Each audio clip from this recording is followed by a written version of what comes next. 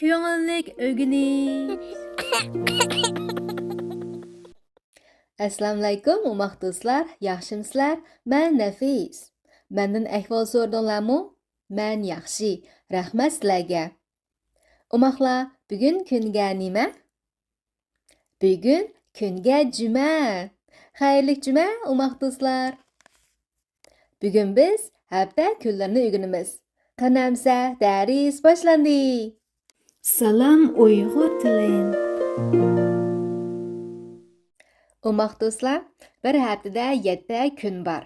Ular dushanba, seshanba, chorshanba, payshanba, juma, shanba, yakshanba. Endi menga ergishib o'qinglar. Dushanba, seshanba, chorshanba, payshanba, juma, shanba, yakshanba. Yana bir qitim o'qili ya. Dushanba, seshanba, chorshanba, payshanba, juma, shanba, yakshanba. Endi sal tezroq o'qiylik. Tayyorlik boshlandi. Dushanba, seshanba, chorshanba, payshanba, juma, shanba, yakshanba. Yaraysizlar umaq do'stlar. Endi biz hafta kunlari naqsini aytaylik. La la la la la naqsh aytaylik. Hafta kunlarini o'rganaylik. Hafta kunlarini o'rganaylik. Ular dushanba, seshanba, chorshanba, payshanba, juma, shanba va yakshanba.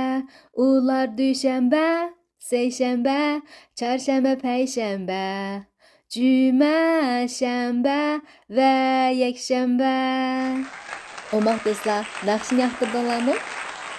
Yoqtirgan bo'lsanglar, rahmat sizlarga.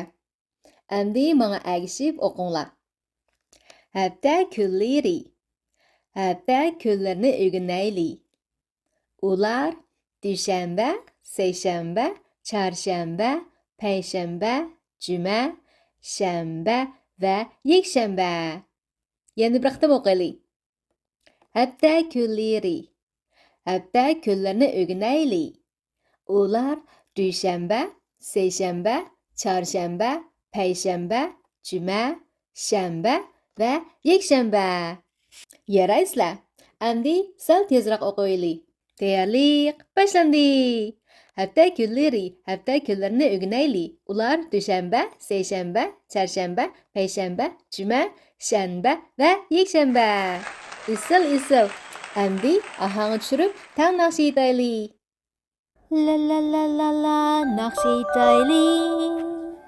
Hafta kunlarini o'rganaylik.